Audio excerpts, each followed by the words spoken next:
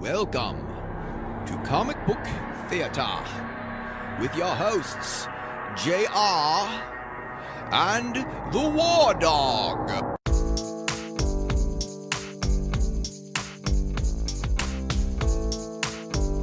What is up? This is the War Dog. Welcome to another awesome podcast. I'm here with my boy, JR. What's going on, JR? What's up, War Dog? And we got a really awesome guest. This dude is one of the admins on the Collector's Corner. I've gotten to know him over the last year. He's a really awesome dude. He's a real big Lady Death fan. He went to Fiend Fest, and he's going to tell us a little bit about Fiend Fest. What's going on, Dane? What's going on, guys? All right. Everything is rocking and rolling. John, why don't you tell us a little bit about what we're going to do in this podcast? I will drop off.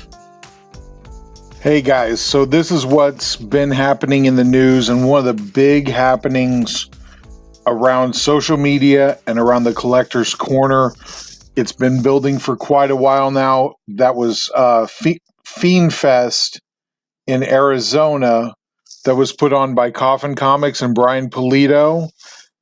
And Dane was our special guest correspondent on the scene at Fiend Fest. Dane, kind of give us an overview of what was going on and what you were looking forward to the most on your way to Fiend Fest. Whew, that's a lot. I mean, a lot. I was really looking forward just being able to shake hands with Brian for the first time and meeting him, getting autographs, and meeting a lot of those super great artists like Monty Michael Moore, Dan Mendoza, Mike DiBelfo, Jason Jensen, David Harrigan, Yolanda Reese. It was a whirlwind. Oh, I have no doubt about that. Just looking over at the LadyDeathUniverse.com, seeing in review all of the artists that were present. Antonio D was there too. He's one of our artist friends over at the Collector's Corner, and I know that they're talking about featuring some of his art on a future Lady Death comic, which will be awesome. He does phenomenal work there. Now, you actually had a nice little trip to get there, actually, too.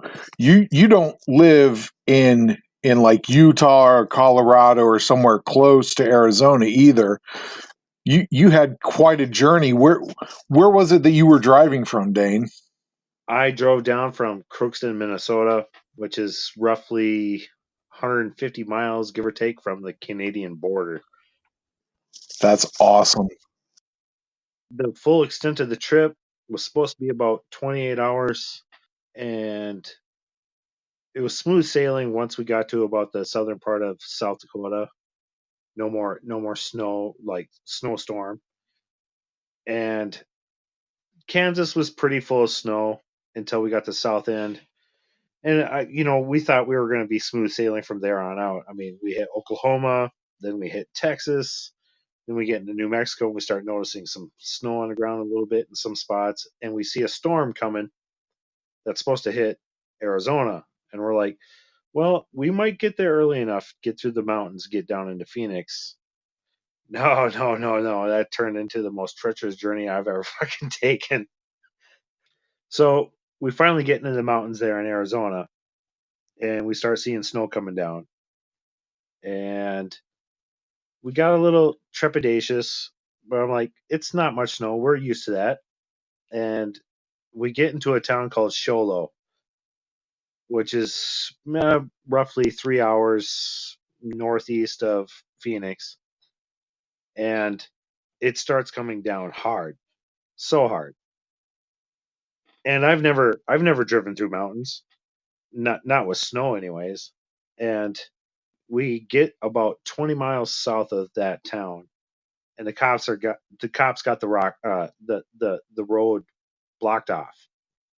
And they tell us, and I had already been driving through it, going slow as hell through barely plowed roads. winding up and down the mountain, up and down hills. You know, you can definitely tell when you look over the side that there's hundreds of feet drop with no guardrail. So we end up backtracking back through that we had already gone through, and we ended up having to stay the night in that town. We wake up, kind of chill, hit the hot tub, just kind of relax ourselves a little bit in the morning. Get going on the road about 8:30, and we find all the roads surrounding that area are completely closed. So I ended up having to backtrack into New Mexico again and follow that straight south till we were maybe 60 miles north of Mexico to hit I-10. And I-10, I don't think has ever had snow before, as far as I can tell, because people are driving on it like they've never seen it before in their lives. And what would have been a 3-hour drive turned into a 10-hour journey just to get to Phoenix. Man, that's crazy. And really, just so everybody knows, if you don't know me from social media or from the Collector's Corner, I drive a service route for a living. My real job is that. So turning from a 3-hour to a 10-hour, that's even more significant than it sounds. To be honest about it, that's not something where you're like, oh, just more driving. The stress of having to do that.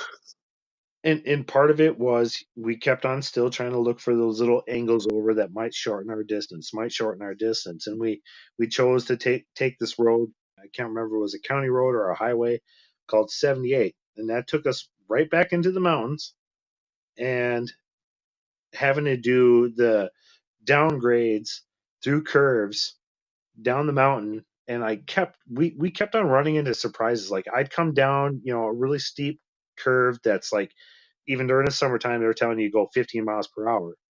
And I'm going down this thing at about 10, and all of a sudden there's a damn truck coming at you in the middle of the road. Or I'd come down another curve and there's a car stuck in the middle of it, and I'm like, holy shit, holy shit, holy shit. Oh yeah, that's the right reaction to be frank about it, man. Because at that point, if you've got ice or snow on the road, getting going is the easy part. It's the stopping that is really, really difficult in those situations too. So but that just shows your dedication to get to Fiend Fest. Now, I'll be honest with you. I don't remember when Brian announced Fiend Fest. It's been close to a year, though, hadn't it, that he had been publicizing Fiend Fest? He's announced it off and on for the last couple of years. It wasn't until June that he finally said, this one is going to happen. And that's when I bought my tickets. The day he announced it, I bought my tickets. Yeah, I absolutely I believe that, and I know that. Look, we all also know that in the roughly 17,000 members at the Collector's Corner, that we get a little bit of grief from time to time of accentuating Lady Death and the Lady Death universe. But to be honest, Brian Pulido has been amazing to us as a group and been ridiculously interactive for a creator, for somebody who, he didn't have to be that nice to us. He doesn't have to give us stuff to give away to our members when we reach milestones, that type of thing. He doesn't have to do that kind of thing for us. Or hell, he even created his own milestone for us. It was like the 6,666 member giveaway. Yeah, that's exactly right. We were literally planning nothing for that. That was going to show up, go by, and nothing. And he says, "Nope. Hey guys, here, let me give you this." And it was not a small giveaway either. It was multiple autographed books. I believe did Bob Cronister get in on that one as well, or did he get in on a later one? He got in on that, and there was quite a few members that donated to it too. Like Huffman put in a few things, and I can't remember. It's been so long since that happened. I mean, it's amazing, but there was a couple of members that put in for that. Right. Well, and again, that really is just more to say that he's been amazingly fun to deal with as far as the admin group goes, but also just completely accessible. So even if you're not a direct fan of Lady Death, which I know you are, you have to be a fan of Brian Pulido and the way he conducts business and the way that he treats his fans. So, and that was all before Fiend Fest that we got to know him that way. So I'm going to ask you this too, Dane. Teenage Dane, adolescent Dane, who is going to the comic book store and picks up his first Lady Death book. I mean, obviously, there's going to be the eye candy aspect of Lady Death that's likely going to pull in most men. Okay, Right. let's not. We're going to. I'm not gonna kid myself in that. Yeah. No, look, if you are kidding yourself about that, come on, man. Just we're going to be real about it because it is what it is. It's obvious, but there goes something from that infatuation, being a fan. Was there a storyline that turned you into a fan for Lady Death, or has it consistently been the art? What is it that drew you to being a fan that would drive what was the total distance that you drove? Do you remember? Oh no, I want to say 1,700 miles. Yeah, that's what I thought, and 2,000 one way. right on. See, so there you go. That's. I'll be honest with you. I'm a Venom fan. I am a Spider-Man fan. I'm not driving that far to go to a convention that's only Venom or Spider-Man. You know what I mean? Like I'm not doing that. So again, like you say, you are a fanatic about Lady Death. Is there a storyline that really? Go ahead. There's a bit of a side story to this. My father lives in Phoenix, so I had like free room and board, and he's been recently diagnosed with stage 4 lung cancer. So the trip that was intended when I booked these tickets in June was just for me to go down there with the family, let them enjoy grandpa time, and me go do that. So some of my time at Fiend Fest was a little shortened because I wanted to spend time with my father, you know, and I was supposed to get in there early so I can get as much time in there so I could have as much time for Fiend Fest. So I can't say it was entirely just for Fiend Fest. Right on. Well, and I get that too. I know that a buddy of mine from here in Springfield, he actually took his first. He'd never flown before, and flew out to Fiend Fest. And I know there were, yeah, Tony. Tony is one of those guys, and I don't know if you guys know this story or not, but Tony has a comic book booth in the town that he lives in the suburb of Springfield here, and I ran into him buying some comic books from his comic book booth. And I hunt enough comic books that I have printed up the business cards, and I showed them to you guys way back. Yeah. Yeah, print up business cards, and I carry them in my wallet. And I handed him one of the business cards. On the back of that business card is the Facebook groups, the Collectors Corner and the Corner Market. And I told him, I said, if you're into comic books, you might check us out. And he told me this, I don't know, a month and a half ago. He said, honestly, I was cleaning out my wallet from people who I'd taken their cards, and yeah, it was cool, but I was not really going to do any business with them or anything like that. He said, and I looked at that card. He said, I flipped it over, and he said, well, I'm on Facebook a little bit here and there. Now he's always on it.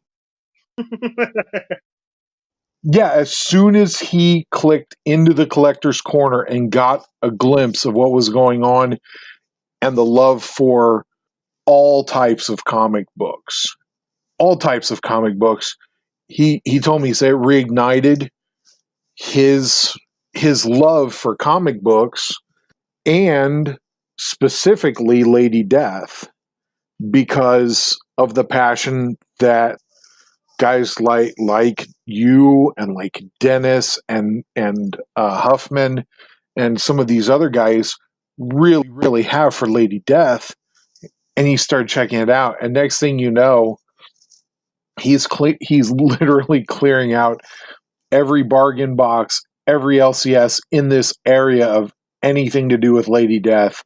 I used to be able to go in and find a few and have them for trade fodder with you, Dane, or with Shazam or one of those guys. Now, man, Tony's got them all. And it's awesome. It's awesome because your guys' passion for Lady Death was infectious and got him started back again. And now, like I say, he's not only is he loading up on Lady Death for himself, he's sending care packages to people. He's going to Fiend Fest with everybody. It really, I wondered too, was there you don't have to name names necessarily of who it was you were most looking forward to meeting from the Collector's Corner, but kind of give me your take on meeting some of these people who have been really close Facebook friends for quite a while, but never actually having met them in real life. What was that like? It was surreal. And I can't think of any one person that I was really looking forward to. I was looking forward to meeting them all. When I first stepped through the door, because I got to Phoenix at 6-ish when the event was starting that night, and I had to get settled in, drop my stuff, and then I took an Uber over to that hotel. I got there around 7:10, and I kept thinking when I walked through those doors, all those guys are going to be right in the middle of the room. Sure as shit, they are all right in the middle of the room at one of those stand-up tables, a little small stand-up table. And sure as shit, there they all are. Dennis, Jason Hart. I didn't spot Huffman right away. Tony Buck was over there. And I walk in, Dennis spots me, and he kind of beelines towards me. He sees kind of my jitters. And he pulls out one of his Dixie cups that he has hidden in his vested villain jacket. And he goes, I know this is a little out of your atmosphere, but here, take this shot. And that's when that picture, I believe, was taken by Monty Michael Moore. Took that picture of me holding that cup up to my mouth, and Dennis is like, get ready for the pain kind of look. and then and Monty Michael Moore was standing right at that table hanging out with all of us too, and I was just blown away. He was hanging, hobnobbing, talking. We're all having beers, drinks, whatever. It was a good time. Really good time right there. Yeah, I get the feeling that Brian sets that kind of atmosphere for his get-togethers, and for every time you see him on social media, he's just ridiculously full of energy. And so I kind of get the feeling that he's, when he's not in full-blown business mode, he's probably the life of the party there as well. Kind of give us a rundown of maybe, I don't know if were there. I know how regular cons are. This does not strike me as one of those regular cons where they're going to have a guest panel here and and a chit chat there, and then a whole bunch of hobnobbing that way. As far as the VIPs go over here and actually get to shake hands and take pictures, it kind of felt more like this was just like a great big party with the excuse of Lady Death and the Lady Death universe to get together and have a good time.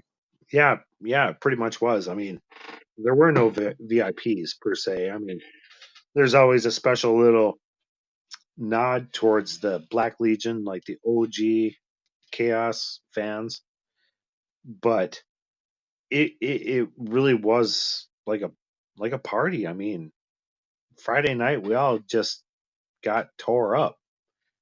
I mean, that's the Friday night wasn't about autographs, getting commissions, nothing. It was you were there with the artists, creators, whoever, doing it up, visiting, getting to know each other a little bit better. I mean, for me, when we were all like standing around as the collector's corner, it all felt like people I've known forever. It's been like 2 years since I've seen you.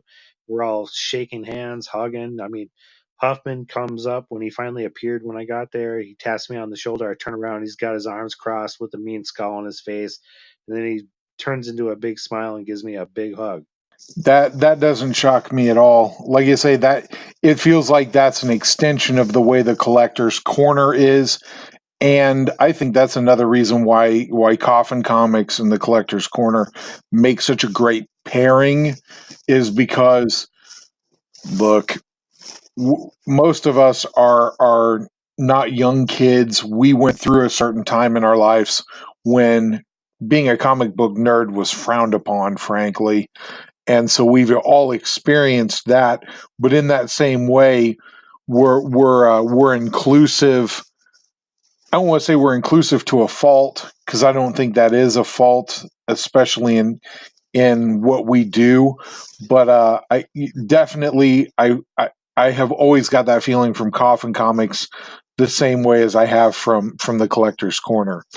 Hey, War Dog, you want to weigh in? You got any questions about Fiend Fest for Dane? Yeah, Dane. So I seen pictures of people walking through the Coffin Comics. I guess their warehouse or their office building. Can you tell us a little bit about that? Man, that place is crazy. When we first walked through the doors, Jimmy Calabrese, is our tour guide, and we first come in through their packaging area, and the efficiency, and like there's notes everywhere saying, did you give it a shake test, did you double check it, did you triple check it, and those tables are all set up to specification of Brian Polito's height. So, and he's a lefty, so when those books are lined up on the table, he can just go down the line and sign them. I mean, like at lightning speed. And that's why you can tell the difference now between his old school autograph to his new school, because he's signing books just hundreds upon hundreds upon hundreds. And he just has a setup where they're all lined up, sign, sign, sign, sign, sign. And he was going through all that in great detail, and they have it set up where they know where their books are. Like the organization in that room is insane. They're not going to lose a book. It's literally impossible to lose a book. And even their little bathroom that's right there, a part of their shipping area, they even have black toilet paper. I got a picture of that. They have black toilet paper because that's how metal it is. And then when you finally get out of their packaging and shipping area, and you get down there, the first hallway, it's just book after book after book in frame, like some incredible books. I couldn't take a picture of them all because there's so many people, like, trying to push through and go through. I try to get a highlight of a bunch of them, like the Adam Hughes and some of the other old Chaos books. And then they took you down to where many times they've gone live during Kickstarters, and where you'd have him doing his little display of what's going on. But they turned that all into the Brian Polito like museum, and some of the stuff in there was just incredible. Stuff I've never seen. They got Evil Ernie mask in there. They got just tons of merch. Like they even have Brian Polito's first artwork from back when he was like 10 years old, drawing up, and it was kind of like a rough sketch of Evil Ernie back then, and just all kinds of knickknacks, signed China stuff, by Joni Lauer.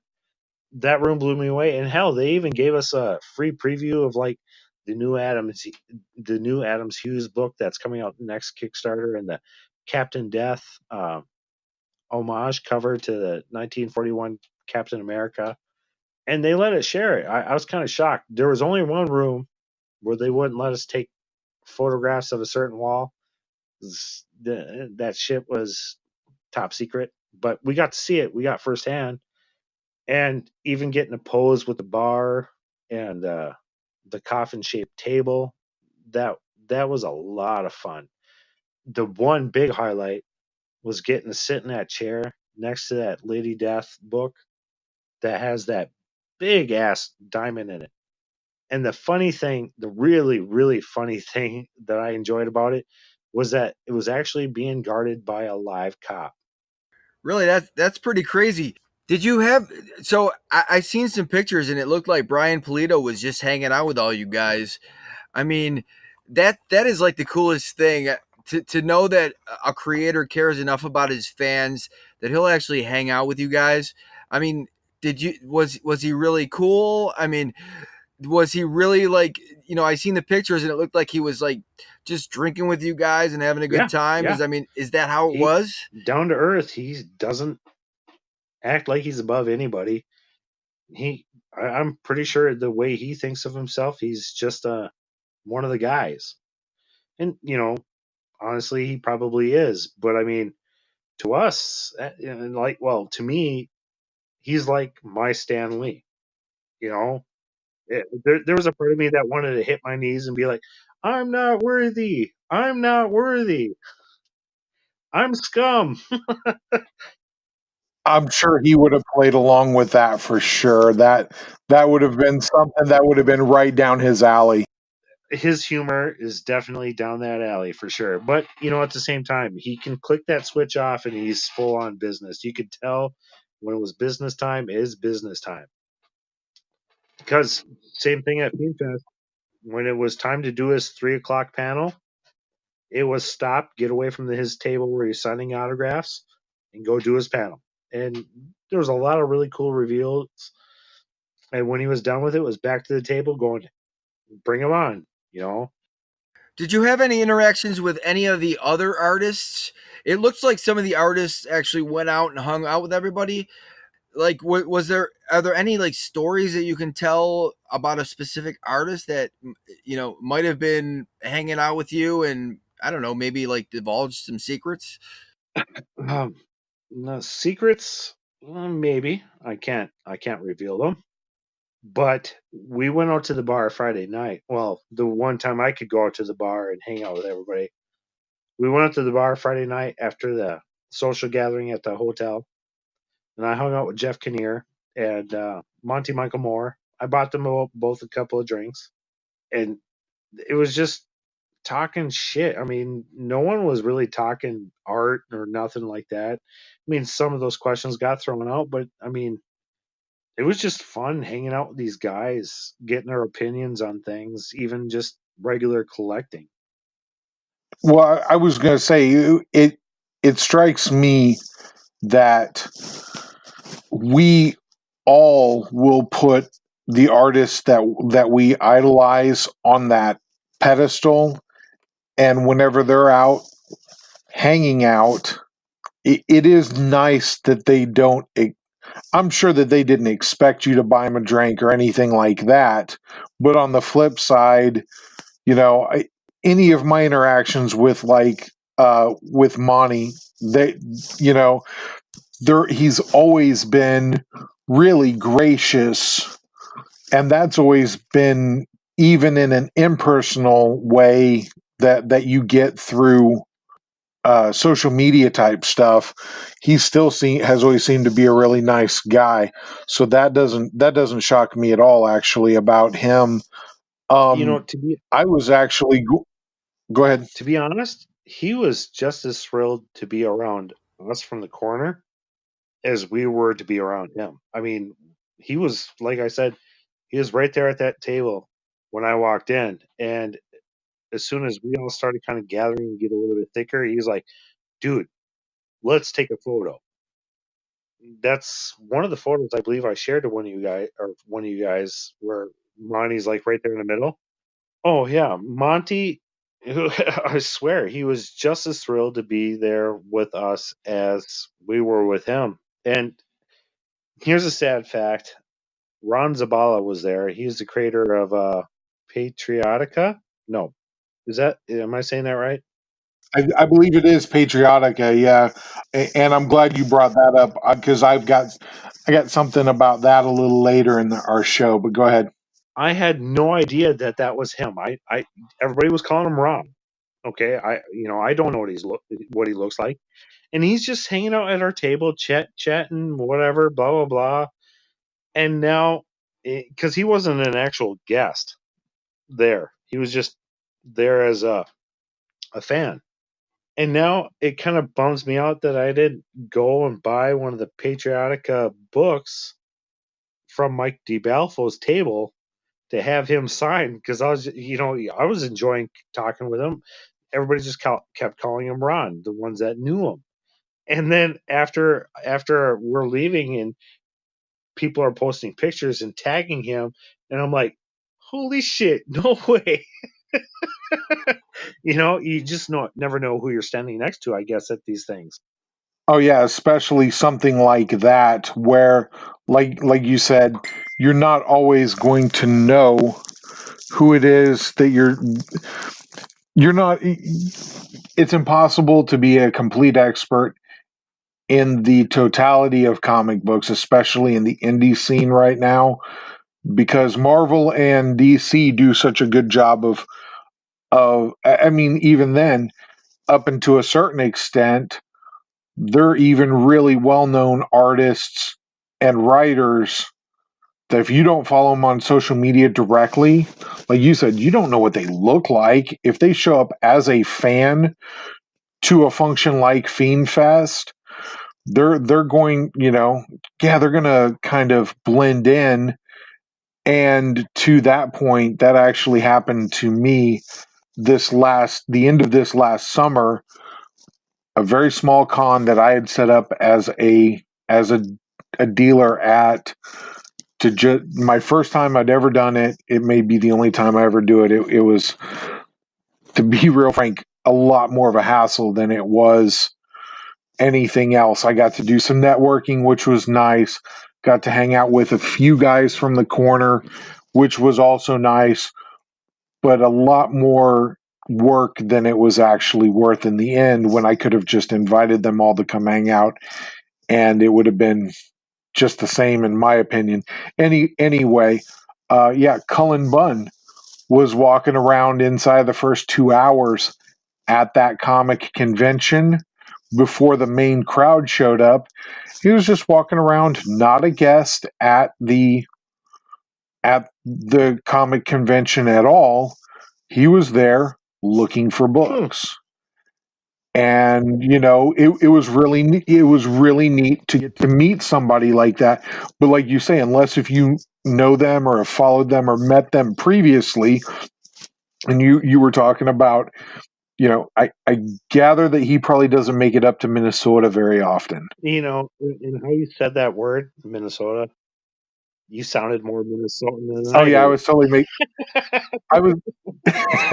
Oh no! Oh no! Don't kid yourself, buddy. Your Minnesota slips in occasionally. Well, I'll just go on to another funny thing from it, to find out that some of these artists actually don't collect. It's kind of funny. I would have had no idea that Mike DiBelfo does not collect comics. And his thought process is, if the book gets bent, it's not a big deal to him. And to us, we're like, oh my God, don't do that. That's $100 book. Oh, that's got to be that has to, in a way, be a little infuriating that somebody who's that much in the industry doesn't quite get the secondhand market appeal, that kind of thing. Yo, guys, let's take a quick break. I'm having a fat bastard moment right here. Where's your shitter? I've got a turtle head poking out. After these messages, we'll be right back. What's up, comic book fam? If you're out there hunting for comics and you're not using the Key Collector app, you're doing it wrong. So please, for your sake and my sake, get yourself the Key Collector app so that you're picking up the best things that you possibly can for your money. And also check out www.keycollectorcomics.com. Now, back to our program. What is up? We are coming back from this commercial break, and now we're going to talk about a little Captain Marvel. So I've been on Facebook, and there's a whole bunch of crazy stuff going on with Captain Marvel because Brie Larson, I guess she made some kind of a statement that she doesn't want white guys to go and watch this. And let me first point out that I am a white guy, and regardless of what Brie Larson said, I am probably going to see this movie at some point in my life. I do not want this movie to turn out like Solo, which was, in my opinion, a really awesome movie. And it ended, if you haven't seen Solo, then you shouldn't listen to this. You should hit pause. But at the end of Solo, we see a little bit of a preview of Darth Maul. Now, people didn't go to the theaters and go watch this movie for whatever reason, and we may never get to see the next movies with Darth Maul. Now, I don't like when anybody singles anybody out. That kind of annoys me a little bit. If somebody said I don't want women, or I don't want somebody else to go see this movie, that would annoy me a little bit. But I'm not your normal snowflake. I'm kind of like a more laid back snowflake, I guess. I'm going to go see this movie because I love Marvel Comics, and I don't want this shit to end. I want this to keep going. I want to see more movies. I want to see Black Panther and Moon Knight. I want to see all these new movies coming out because they've been awesome, and they're just kicking butt. John, what are your thoughts on this Brie Larson and Captain Marvel? Let me know what you're thinking. Well, I'll tell you right now, War Dog, I've seen some of the same posts that you have as far as Captain Marvel, and how that people are almost acting as though they have a vested interest in this movie tanking. And I'll tell you, man, when I dive a little deeper in and see some of the things, not just from social media, but actually from places like Screen Rant, they're actually talking like Captain Marvel pre-sales are tracking ahead of where Wonder Woman and Thor Ragnarok were at this same time in their pre-release. So people are going to go see this movie. I don't think we're in any real danger of this movie tanking the way that some people are hoping that it will. But on the flip side, Brie Larson has said some things that have been deemed controversial. I personally don't think that what she has said is nearly as bad as what those same people have said that it is. If you look at it, she's looking for diversity, and I'm a guy who appreciates diversity. I just don't want diversity only for diversity's sake. Amen. And some people will not like that I've even said that. But the truth of the matter is, you want the best people involved with you in your production, what it is that you're doing. The other thing is, you really don't want to give people a reason to not come and enjoy what you're producing for them. So I do think that it was a bit of a misstep for her to say some of the things that she said. But on the flip side, I really think that's been blown way, way, way out of proportion. And I really, like you're saying, using Solo as an example and then not getting the Darth Maul movie that you were hoping for after the fact. I think we're so far past what that is. I I don't think that it's going to be an issue. Now, there again, I'm sure that there were Star Wars fans that were saying the exact same thing before Solo. So, could I be wrong? I could be wrong, but I really don't think so, man. I think that I just think that in the end, we won't have an issue with it. I think it's going to be a good movie, and they're going to go on. There are so many other Marvel movies that are coming out too, that if this one is even slightly subpar, they'll go right on to the next ones and won't miss a beat. You know what I mean? That they will go from this one to the next, to the next, to the next, and that Marvel machine will keep churning out hits. Dane, what do you have any opinions on Captain Marvel? Yes, I do.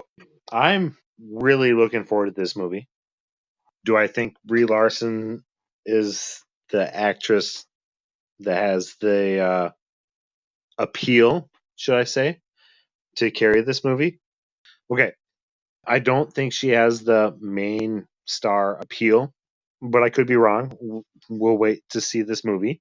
I mean, I've seen rom coms with her in them, and she's always been the supporting cast. So I'll leave myself to be surprised. However, the part that I'm most disappointed in is that of all the characters that Marvel chose to have the first female lead starring role is Brie Larson. Why not ScarJo? Black Widow's been there since the beginning. There should have been a Black Widow movie first, in my opinion. I mean, how do you not have the one female character that's been in the movies since Iron Man 2, Avengers, and numerous other cameos from Captain America Civil War, etc., and not have her be the first one? Do you think that Black Widow could actually carry a movie, though? Hell yeah, for an origin, yes. You go back and do her origin story from the Red Room to her working for the Russian government to her finally becoming a part of S.H.I.E.L.D. Hell yeah, that'd be a hell of an interesting movie. The other part to the Captain Marvel thing is, for me, maybe I'm old school like this. I kind of feel like if you're going to make a Captain Marvel movie, it should have been with Marvel, the original Captain Marvel, and then have him in a way, you change your movies to fit the MCU and have him have a death scene like he does in the comics and like essentially pass the torch to Brie Larson to, Carol Danvers, and it go from there. I can get behind that 100%. So I just read the Infinity Gauntlet, and Adam Warlock and Silver Surfer are kind of a big part of that Oh, yeah. storyline. And it looks like the Marvel movie is going to make Captain Marvel the one that actually defeats Thanos. And I mean, I don't know if that's a good idea or not. John, you have your hand raised. What do you think, bro? Yeah, man. Well, I was going to say you're right. In the comic books, we have to also look at this from the real world. The Fox Disney deal has not been finalized yet, so we're not in any. If by some stroke of luck you see anything that remotely involves the Silver Surfer, it will be an end credit scene, and it will be something that they will have been able to tack on after the deal has become official. So you can't do that. Now, the Adam Warlock, I really was hoping for Adam Warlock to show up and fill the role like what you guys were saying before of it feels like maybe Captain Marvel is going to be the one that defeats Thanos. In the comic books, I just don't know that I would see that. Now, Dane, to your point about passing the torch from Marvel to Carol Danvers, I'm with you in that I believe that they missed a golden opportunity to make multiple movies for Captain Marvel telling that story. And the death of Captain Marvel is it's one of those stories that happened 30 years ago or a little more. 40. Yeah, almost. And is still highly sought after even by comic book collectors who don't collect the graphic novel form. You know, it's a larger book than what your normal comics are, but people make room for that book because of the way it was written, the way it was done. And I mean, you know, I'm a capitalist. I want people to make money. I want them to give people products that they can invest in and are quality. And Death of Captain Marvel seemed to me to be a no-brainer to tell that story. Now, the downside to that is they're kind of at critical mass, frankly, with the MCU. If they were really, really, really wanting to tell that story, they should have tried to be telling that story 5 years ago. You know what I mean? And that's where I think that they've rushed to Carol Danvers as Captain Marvel, even though it is technically a prequel. And you know, speaking of prequels, I won't get into Darth Jar Jar with you necessarily unless you want to, Dane. But you know, prequels don't always work as well as people hope, and it feels like there are quite a few parallels here between the Star Wars franchise and the Marvel franchise. And so I can see why some people might have some trepidation going into this, saying, "Hey, this is a prequel. Prequels are not; they just don't always work." You know what I mean? I mean that's kind of just my 2 cents on it as to why. If I and again, I'm playing the defense of Marvel and their decision to do this. Not that I necessarily, as a comic book fan, want to see it that way. I would definitely much rather see it like what you were saying, Dane, where it's let's get Captain Marvel going. Let's have him die. Let's have him pass the torch. Dude, man, that could be a 3-movie series right there and make you more money. Now, I'm not sure you can get away with doing 2 prequels to one that's already a prequel. You think they can get away with that, War Dog? I think it's too late for that at this point. The one question that really kind of arises to me is Captain Marvel going to be a big enough sell? Because Infinity War was pretty epic. So now, okay, so Infinity War ends and Samuel L. Jackson texts Captain Marvel, right? So I'm assuming that Captain Marvel is the one that's going to ultimately defeat Thanos. Is that a big enough sell to you guys? You know, and is that what you want to see? Dane, you probably got some thoughts on this, so why don't you tell us what you're thinking here, bro? Well, let me back up on this whole Captain Marvel thing.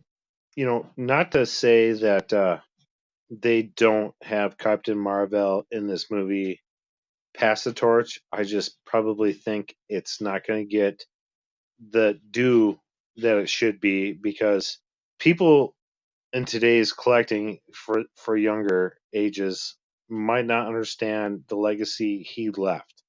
He's one of those true characters that they actually left dead. In the whole invasion storyline, that wasn't a resurrected Captain Marvel that showed up. It was a time displaced Captain Marvel that showed up, a one that showed up prior to his death. Now, speaking on the subject that you were talking about, I don't know if I can get behind that because Thor and Hulk are easily the most powerful of the Avengers. And Captain Marvel, though powerful, maybe she's amped up for the MCU. I don't know. But she's not that powerful. I kind of feel if that's how it goes, it needs. I'm going to feel like I lost some money watching that movie. I kind of feel like this needs to be a teamwork thing. The Ant-Man, Ronan, and all the Avengers need to have an equal part to taking down Thanos. Yeah, I agree with you on that. They'll probably end up making it into a team type of a fight.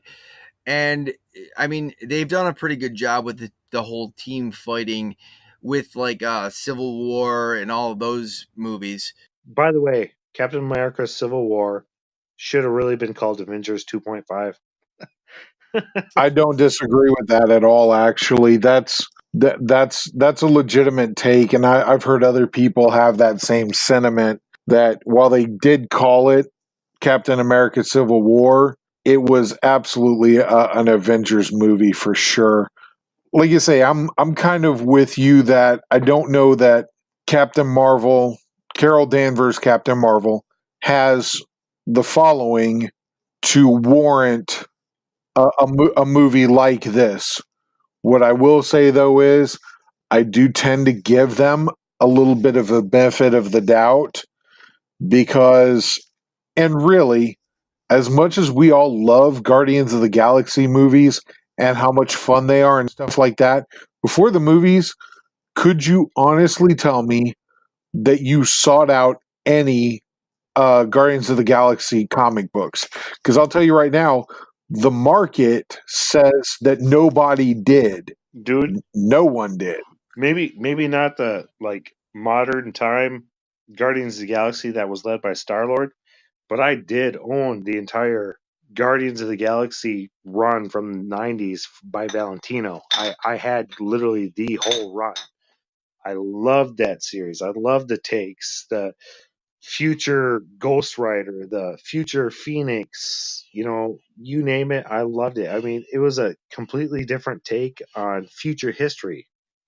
I will tell you though that, and again, I'm going based off of the marketplace as far as what you would consider keys and what you would consider high priced books and those kind of things. I mean, you were finding those in dollar bins though. Right. But look what the modern market's doing to those old books. It's like I lost money getting rid of those now, you know? Oh yeah. Oh yeah, no, I get it. But what I guess what my point is in bringing up market that way is that I really don't think that when Guardians of the Galaxy, well, I know, I remember when Guardians of the Galaxy was first announced as being on the slate for Marvel, the MCU, everybody was like, what are they doing? They've got so many other stories they could tell. Why did they go right to Guardians of the Galaxy? What's with that? It felt like it was out of left field. And now you look back at it and you're like, I can't imagine the MCU without the Guardians of the But you Galaxy. have to also look at it like this. Marvel pawned off their biggest properties of the time. And it's essentially Avengers, Captain America, and Iron Man, although they are and Hulk are the Trinity to the MCU, they were essentially C-list characters. No one gave a shit.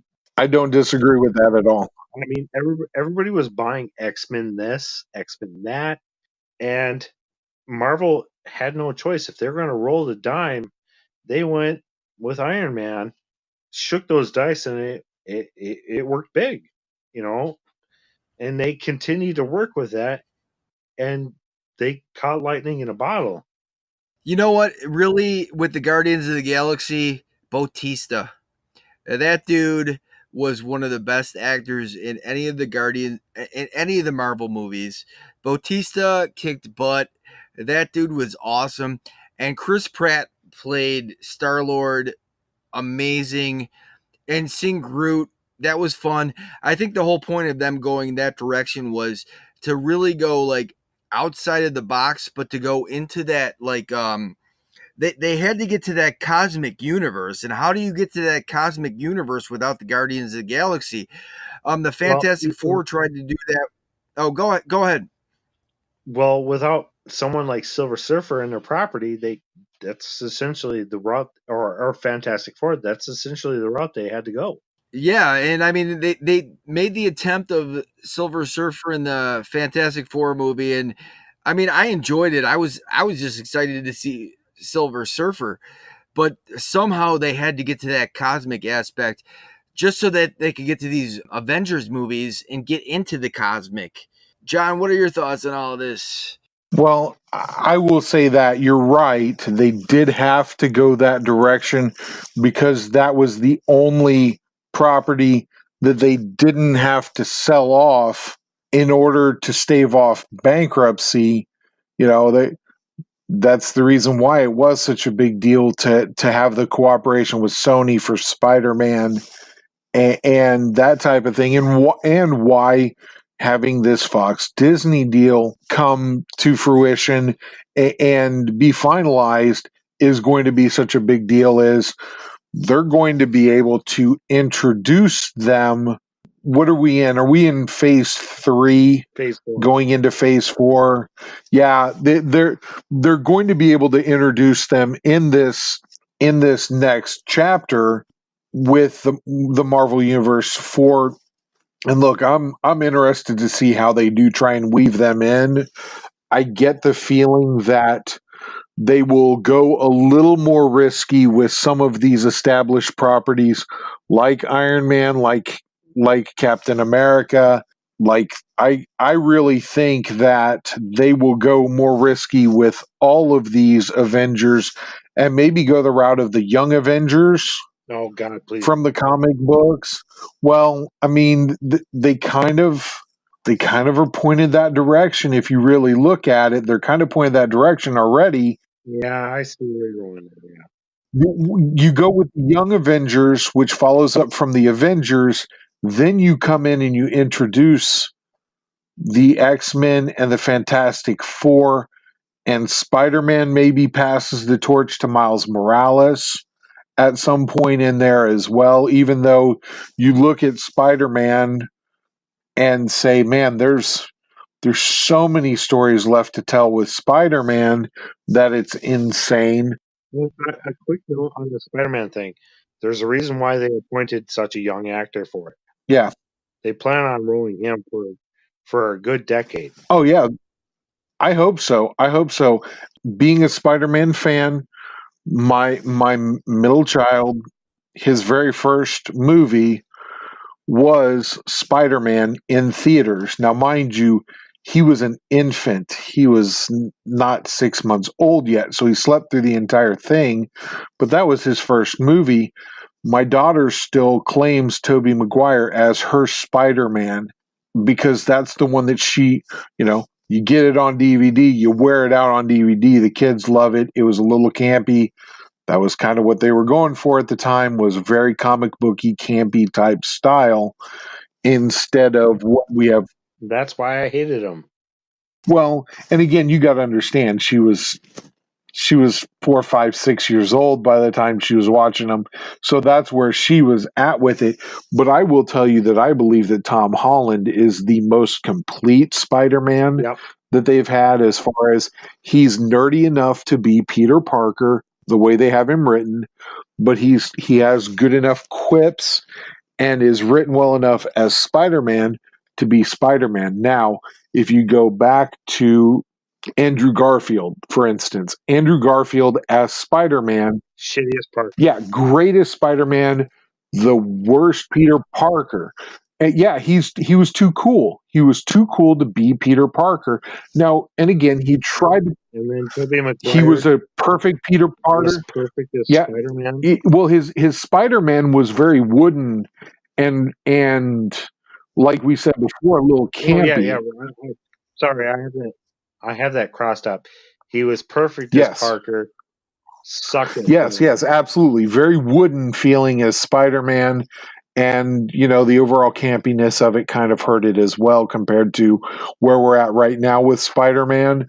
But his Peter Parker he was nerdy enough that you believed he could be Peter Parker. So, like you say, I think they have the best of both worlds right now.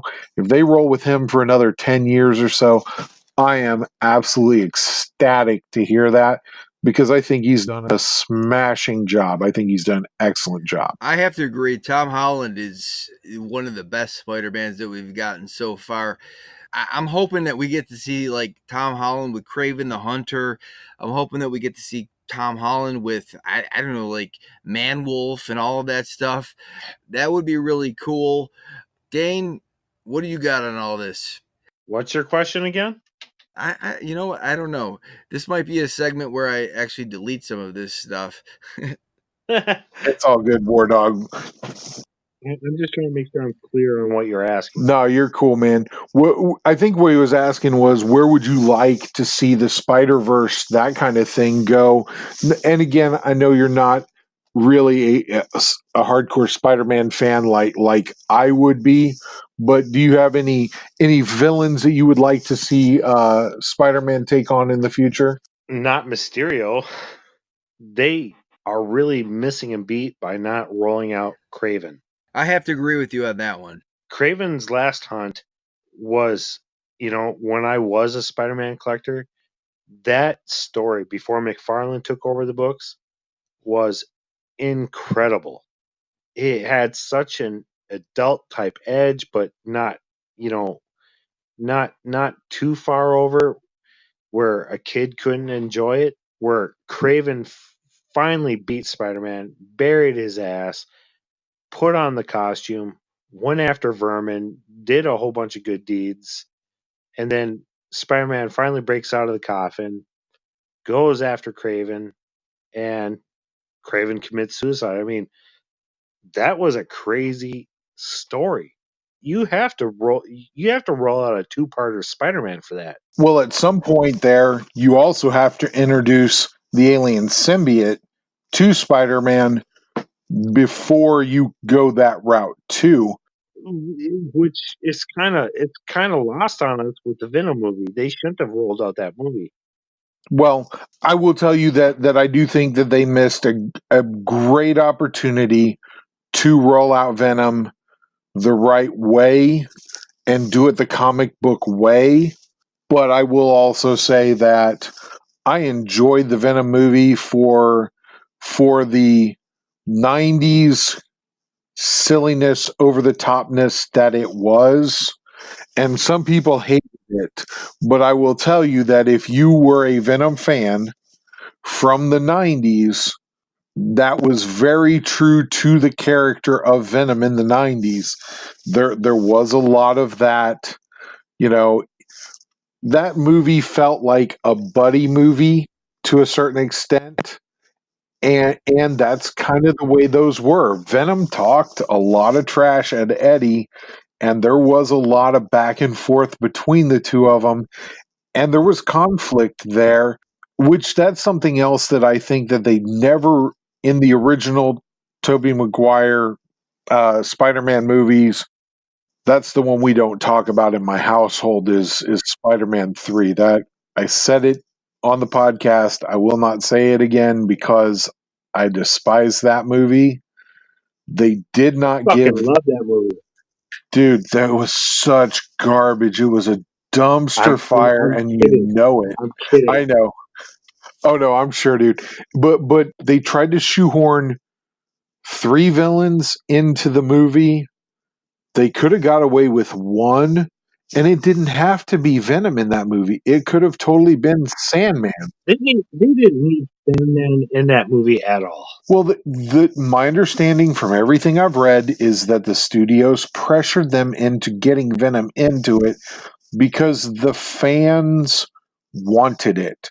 Again, you got to remember, and we've talked about this a little bit with. I am going to tie in Darth Jar Jar.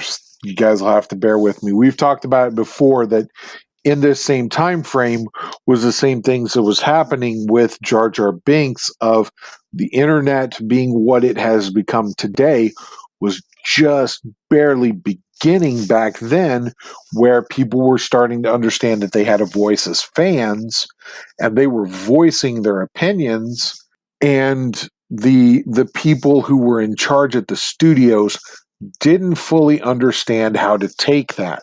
They had never received direct criticism from fans before. They didn't realize that, hey, guess what? There are going to be people out there that they're just going to troll you. They just want to watch the world burn.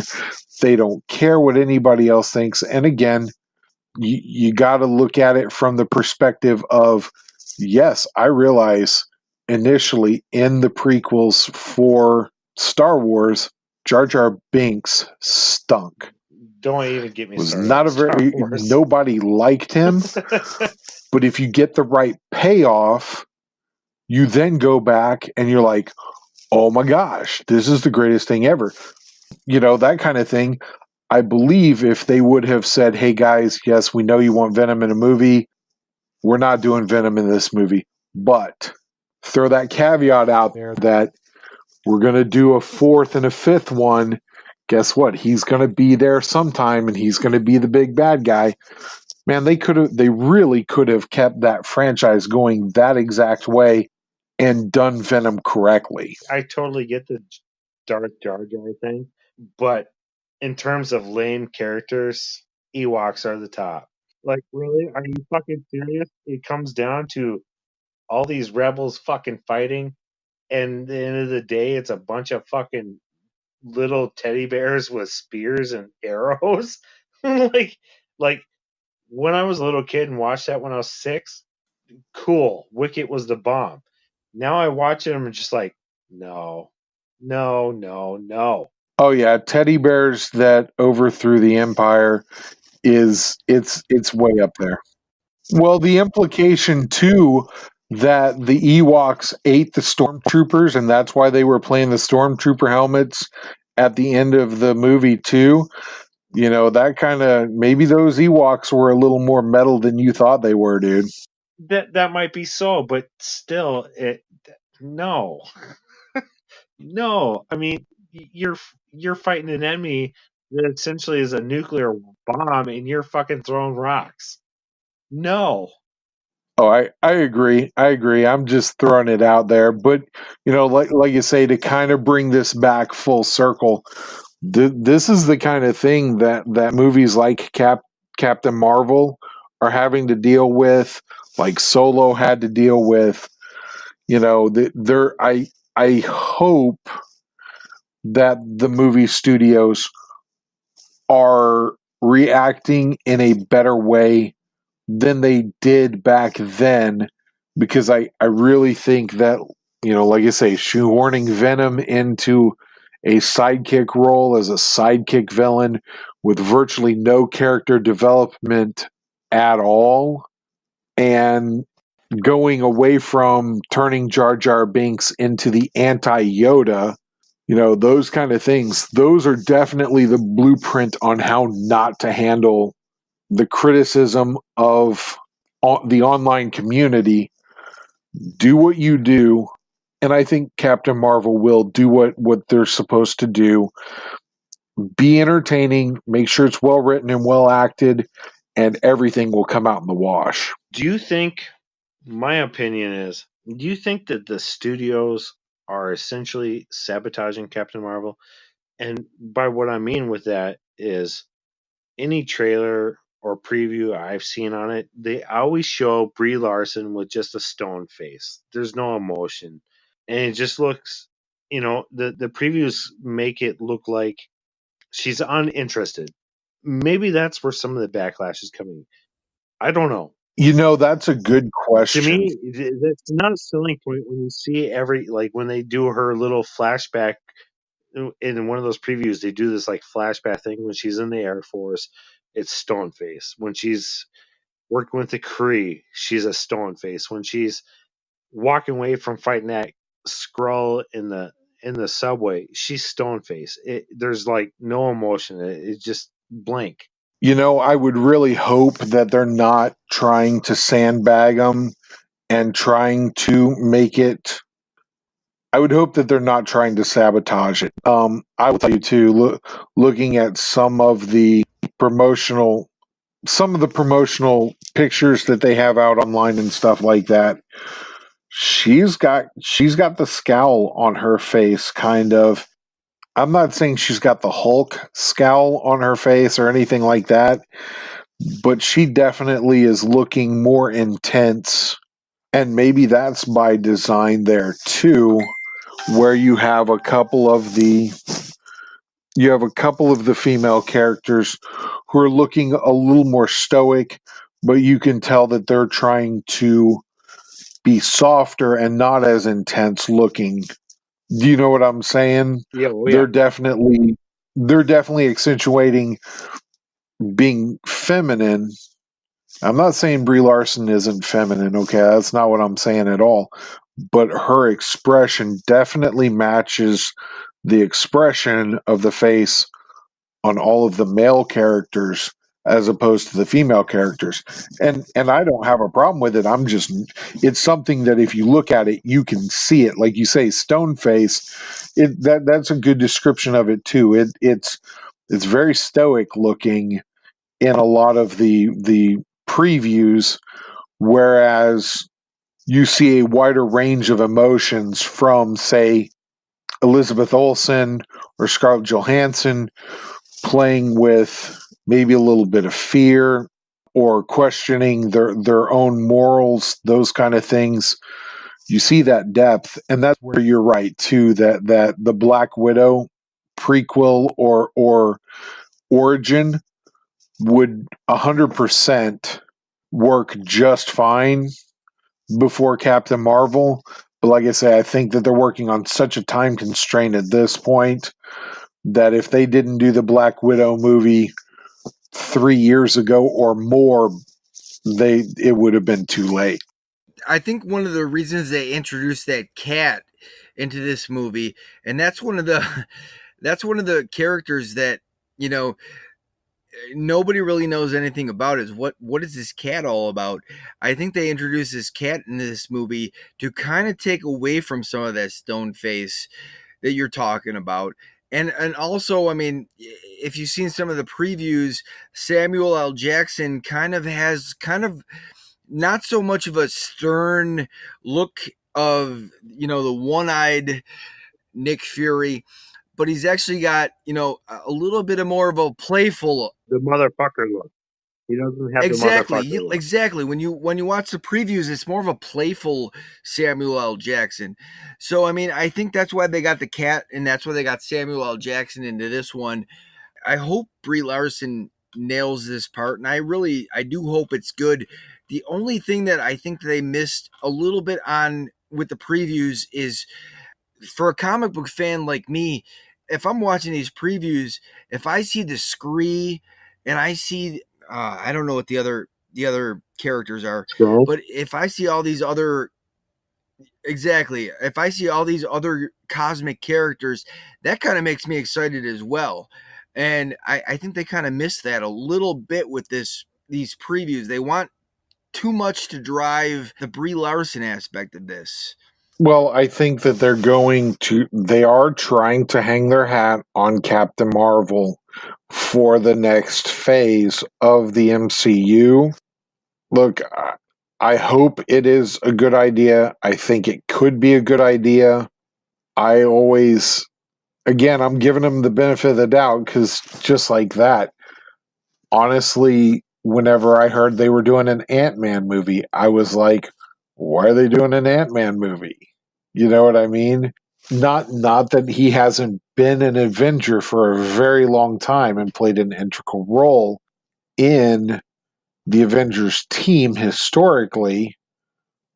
I was just flabbergasted that they needed to do an origin story for him and give him his own solo movie. So, that's another example of where I'm going to give them the benefit of the doubt a little bit on this and say that they have probably an overarching story that they're going to be telling. And with the next installment of the Avengers in Endgame, we're likely getting a brand new big bad. You know, where does that leave us? Because I have said this in a lot of areas. I'm a nerd for pro wrestling. I'm a nerd for comic books, and I absolutely believe in order to have a good hero and a hero that's accepted by the masses, you have to have a good bad guy.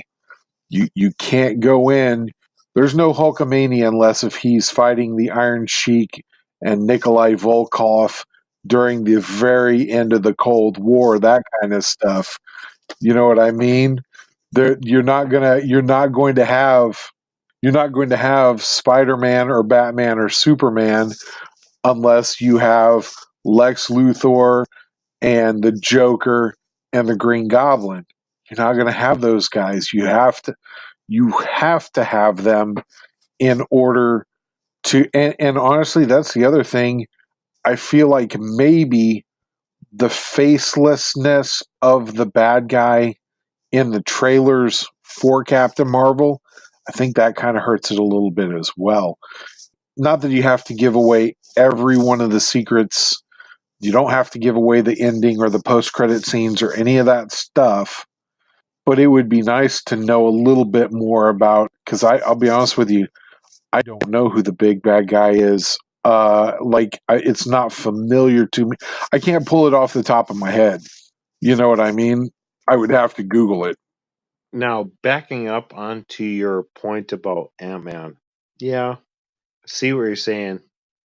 Kind of like in the realm of Guardians of the Galaxy. Is this going to work? Looking back now, I got to kind of change my thought process on the whole Captain Marvel thing because I can't see a Hank Pym led Ant-Man movie being a success. I mean, Hank Pym went very straight laced to when he was dishonored in the Avengers by slapping around his wife. But Oh yeah, that wouldn't play today. Not at all. There's no way. Scott Lang as Ant-Man 2, he was very comedic. He was a thief. He stole the Pym formula and went on to do some things and eventually became a hero. He works in the realm of Guardians of the Galaxy, which is, you know, everybody seems to enjoy about these movies. So you have to keep that in the realm of the MCU. I don't want to go on to talk about the DCU, DCEU, because they're not trying to repeat that formula. But yeah, maybe Captain Marvel will work in that regard. I mean, maybe yesterday's society won't handle doing a regular Captain Marvel. You know, that could be it right there, is that Ant-Man and Marvel being products of the Silver Age and kind of being, they weren't completely left in the Silver Age, but you know, the into the Bronze Age, that kind of thing. It could just be that, and like you said with Hank Pym, there's no way that him striking his wife in the comic, and look, it was controversial back then. Don't let anybody kid you. It was There's a lot of controversial shit that happened back in the Bronze Age. yeah. And like you say, it was one of those things. It was controversial from the very beginning. As soon as people knew it was in the comic book, it was like, whoa, he did what? That's not what a hero does. You know what I mean? Look at Avengers 200. That was controversial as hell. That involved Miss Marvel, or aka Captain Marvel. She was raped and had a child all in the same issue. And that got retconned out pretty quick. Oh yeah. Well, and that's another thing where we as collectors do kind of gloss over some things like that. Let's be real, that was not the best storytelling in the world back then. So, you know, That shit causes a shit storm now. oh yeah, in the culture that we have currently, there are just some topics that, unless if you are going full blown drama, like something you'd see on the Hallmark Channel or something like that, you can't go into those realms and still have. I mean, let's be real. There was an issue with the X-Men Apocalypse choking Mystique and it showing up on billboards and posters and stuff like that. And it's like, that was a big, huge, hairy deal. And that was the big bad guy for the film doing that to a hero. Yeah. But and so there would be no way that would play now. And that's not me making a moral judgment on whether it should play now or not either. That's me just saying hey, I'm a realist. That don't play right now. There's no way that gets okayed. There's no way that Marvel says, yep, we're doing that for this story. Now, here's where I differentiate from you guys, or, well, from you. You want your villains to be heinous. You want your villains to do the most despicable acts. Now, if we're going to suddenly break from that to protect people's feelings in storytelling, it's just going to make things boring. You want the villain to murder, in terms of storytelling, you want them to murder, do just despicable acts.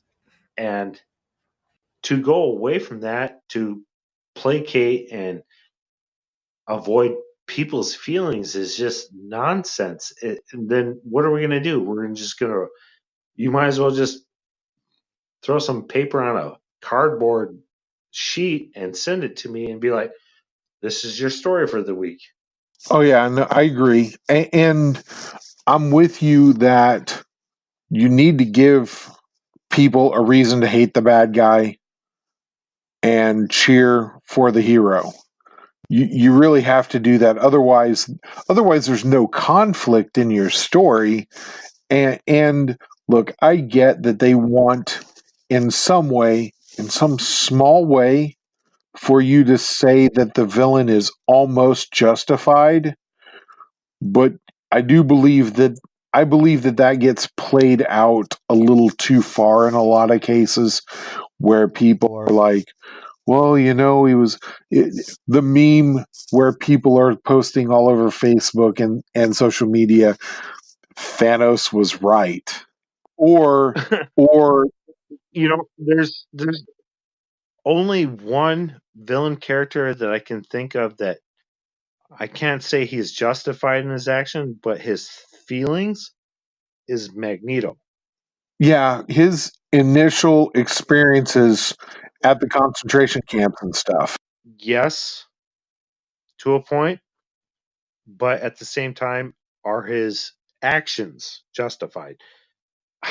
I'm not entirely sure how to explain it, but he is a sympathetic villain in terms in where he came up in the concentration camps and seen the mistreatment of, you know, Jews, and then to come out, in the 60s when he finally was full blown into his powers, and then see what is happening to mutant kind. He's just trying to avoid what happened to his people now, what happened to the people then. I don't know. We live in this era of this global warming and this new Green Deal and all of this stuff that's going on politically, right? And so Thanos in the movie says that overpopulation is the cause of all this stuff. And so he does a little snap, right? And all of a sudden, if you think about it, with all these problems would probably not exist if we weren't overpopulated. I mean, we were all in school, and you remember the times when they show you things and say the Earth has this maximum capacity, and we're probably over that maximum capacity at this point. So Thanos doing the little snap and cutting everything in half. Now, I mean, I'm not saying anything crazy. Like I agree with that, But when you're approached with all of these things, the Green Deal and all of these political things that are saying like there's global warming, Thanos has almost got a point here. Okay, that is a super huge oversimplification. Now, I understand the thought process with it, but that would collapse all the economies because suddenly your industries are not running where they were at. Your energy output is not where it was at. Your modern technologies that we all enjoy, that we're sitting here doing for our podcast, are not going to be produced. It would actually probably cause more drought in actuality because now all of a sudden you're going to go from one farmer taking care of a couple hundred acres of corn or whatever to one farmer taking care of thousands upon thousands of acres to maintain our food supplies. It would wipe us out. It truly, Thanos's ideals are an oversimplification of a problem. It's something that has been bantered about for quite a while, though. And just like that, that's where you get people who are experts on the movies and not on the comic books. In the comic books, there was no justification for Thanos doing what he did. Oh no, his justification was just his love of death and thinking that the universe was at a cosmic imbalance with the amount of life in the world. I mean, Thanos in the comic books was a badder villain than he is in the MCU. 100%. 100%. He thought the grand scale of the amount of life in the universe was unfair to the amount of death or souls in hell. So snap his fingers, he's going to balance that out. That made him a greater villain, more unpredictable. Now we got a guy that the Avengers movie almost tried to make you equate to, sympathize. And I'm just like, what the fuck are you doing? You don't sympathize to the main villain, the guy who's trying to wipe out half the fucking universe. Are you serious? You're like saying to me, the part that pissed me off about the Infinity War movie was like saying Stalin and Hitler were kind of right. Well, yeah, that's where I say that them trying to make the villain somebody that you can identify with is they go too far because, like I say, you definitely at the end of the movie. Well, and what I was getting ready to say before, to be fair, they did say that. Hold on one quick second, Yes, John. sir. Don't say identify with. Say sympathize with. Well, and that's actually that's a good point too. That people would sympathize with, but the directors, they said that this was Thanos's movie. He was actually the protagonist of this movie, is the way that they wanted the movie to feel. So in that way, I understand what they were doing, but and two, they, this was definitely not your traditional movie in that, like we were talking about in podcasts before, War Dog and I were talking about, this is not one that had a beginning, middle, and end. It was not set up the traditional way because they've been building it since the very beginning of the MCU. They've been building Thanos up. What was it? 2008? Yeah, it's been well over 10 years, and little increments, little installments, 3 to 5 minute segments, hints at it during other movies have all been building to this point. So we got put down in this movie smack dab in the middle of it, man. You know what I mean? And it went from the middle to the end of the middle. It didn't even give us the closure that we would want, it gave us something different. It gave us something that, again, that's why, and like I say, where Todd and I talked about it in the past was that that's why it didn't get an Oscar nod. It wasn't one of those ones that the folks who do the Oscars even fully comprehended or understood. It just wasn't. I'm not trying to justify, Thanos's motives at all. I kind of feel like I got to defend myself here. I'm not justifying that. I'm not for like killing people randomly. I just kind of looked at that and it was like basically watching that movie, it was almost like Hollywood telling you that overpopulation is really what the problem is. And they often kind of go away from that. And then they make this movie and Thanos basically in that movie says overpopulation is the problem. And if you reduce the population, you solve all of these problems. That's why I said it's an oversimplification, because that just isn't true. Like the southwest corner of the United States is not an agricultural area of our country. So you're going to expect us to lose half of the population and expect the Midwest to produce food for that area that is now half producing to produce half the food for them. It's not economically feasible. Now, if everybody in the world produced the same, had the same kind of topographics, fine. But that's not true to this world or country. Well, and you're right that the realistic practice of it doesn't work.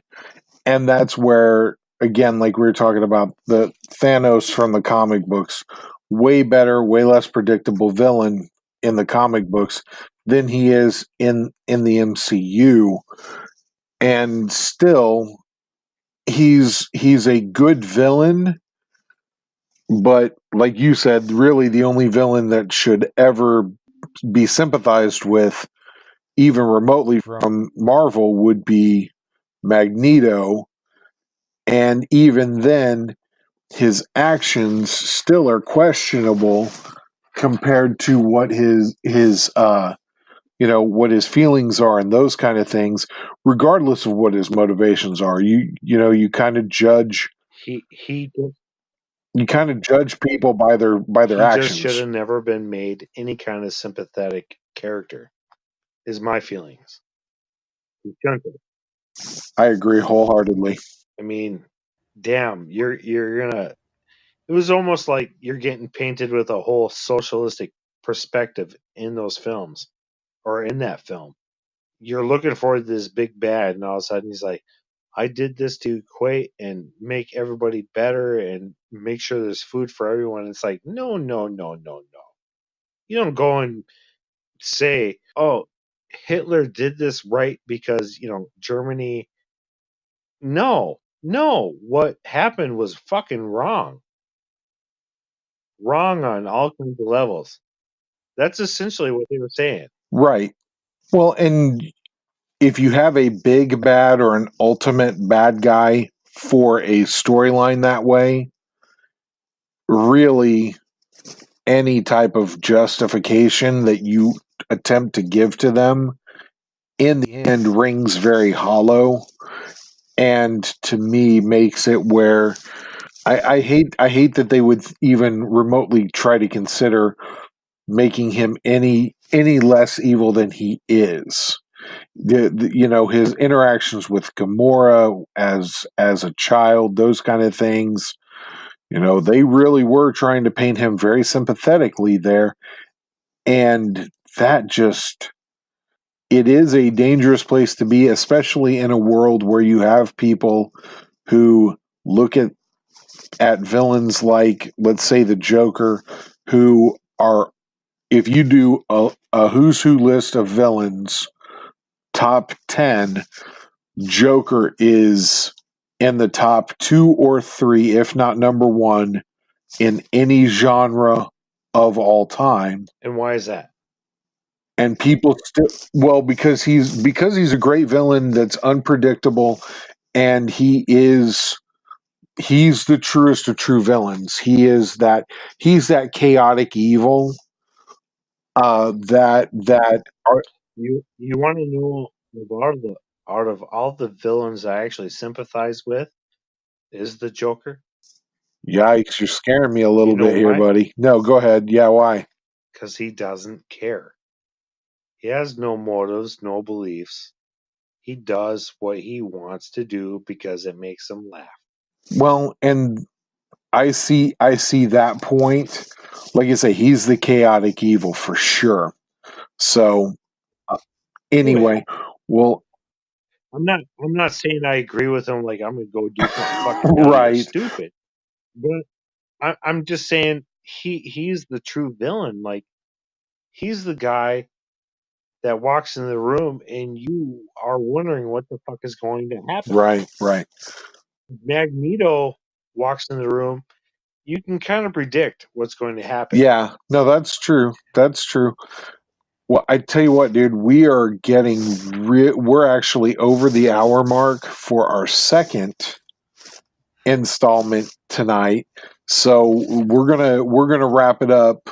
I'm gonna let's each kind of take a little bit here at the very end to kind of wrap this up and give final thoughts on where the conversation has gone. One thing that I have to do that I'm actually going to pass up on my final thoughts. I'm actually going to give a little bit of a promo for what we have coming up in 2 weeks. We actually have a week from yesterday evening on March 8th, Branson Comic Con 2019 is happening. They're actually having me as a guest so that I can interview Kara Nicole.